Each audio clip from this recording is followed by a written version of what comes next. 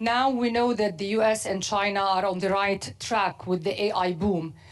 To what extent do you think this AI gap will be the next gap that will widen the difference between the economies of the North and the South? And who is the most susceptible here? Is it the lower income countries only, or the countries that don't have access to cheap energy to build data centers, as probably countries like Saudi Arabia might benefit, as Minister Al-Jadaan pointed out a few days ago in one of the sessions that he has held this week on the sidelines of the IMF meetings? Thank you. We have created an AI preparedness index exactly because of the essence of your question. We don't want AI to turn into yet another vehicle of divergence. We would like it to help the process of convergence. What we have done is we identified 4 key factors for preparedness for AI. First, digital infrastructure. Second, skills and labor markets that can support adoption of AI. Third, innovation and how it flows from one place to another in the economy. And fourth, regulation and ethics. And when we applied this index to 174 countries, we came with some worry and with some hope. Worry because indeed advanced economies and emerging, more dynamic emerging market economies, including countries in the Gulf, are in the upper 1/3 of the index. Low-income countries are at the bottom. A little bit of hope because we also see a recognition in many developing economies that they need to move fast so they can leapfrog with AI.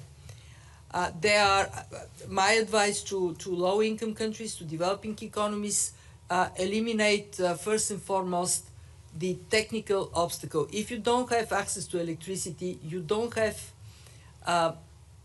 access to the internet, you cannot be part of the AI revolution.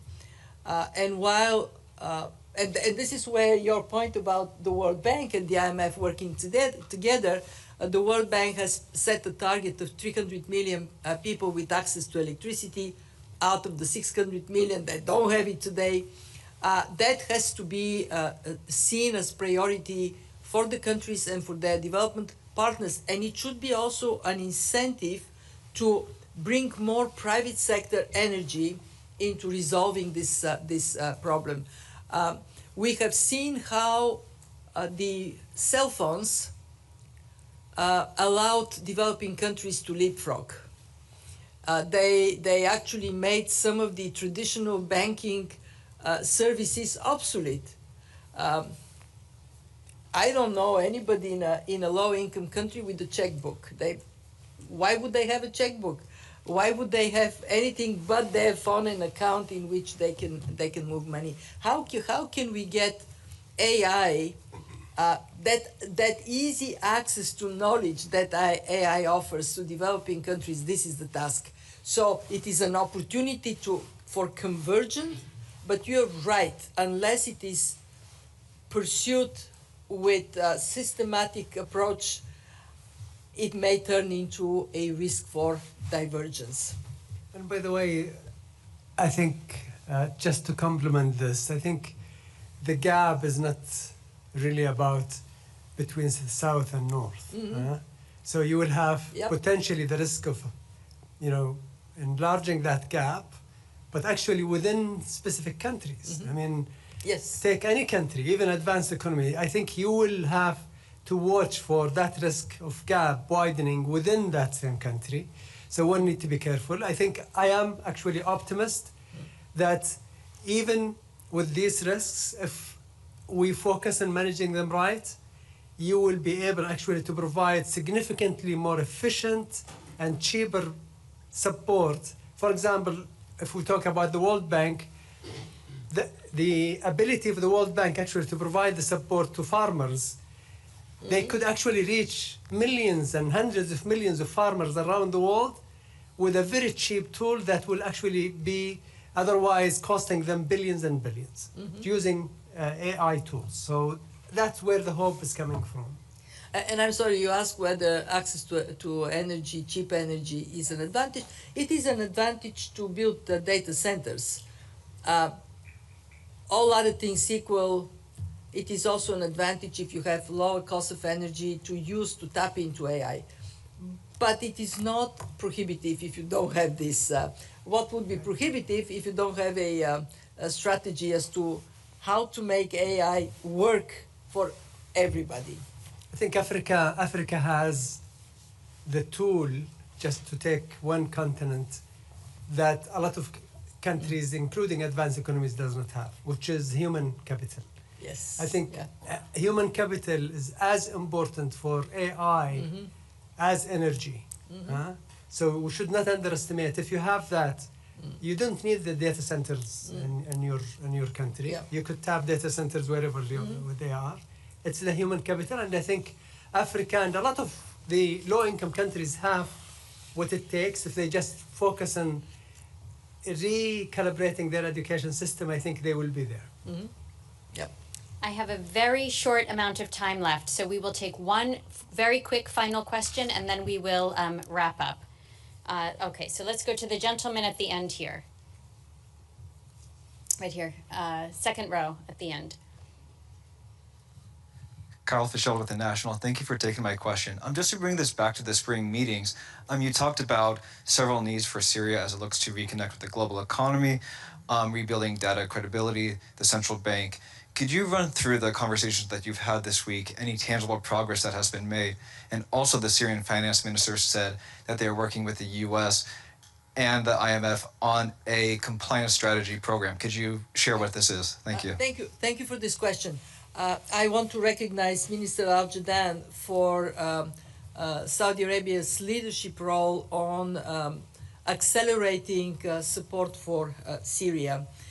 What has happened since the spring meetings is we now have a full-fledged engagement with Syria, and a IMF team has already been in Damascus on the issue of strengthening the capacity of the central bank to provide the necessary functions and to be an anchor of stability by being trusted by partners of Syria. We have defined a program of work that includes identifying capacity development needs and delivering support for Syria on an accelerated basis. The World Bank is also very firmly engaged, and actually the two teams work very closely together. So yes, at that time there was a request for the fund, and by now we had delivered multiple engagements, including a mission to Damascus for that purpose. The minister invited me to go, and I said, let's get to that point in which we have achieved this institutional building and at that time I will be happy to come. So Minister Al-Jadaan maybe would add to that, because as I said, Saudi Arabia has been a very active supporter of Syria. No, I will not add much, Kristalina, other than to say that we stand with Syria. We believe that they really mean business and they are genuine in their efforts to actually do the right thing for their people. And it's our duty, I think, as the international community to provide that support. And I'm really grateful also for our host, the United States, for actually taking major steps in removing sanctions, and the same with the EU. That actually helped pave the way for private sector investments, and I can tell you a lot of investments are now going into that direction. So from first-hand knowledge, I know that a lot of investments are actually being finalized in with Syria. Very good. So thank you so much. This concludes our press briefing for today. Thank you all for joining us. The full transcript, as always, will be made available on our website. And of course, if you have further questions, please do not hesitate to contact our media relations team. I wish you all a wonderful afternoon. Thank you.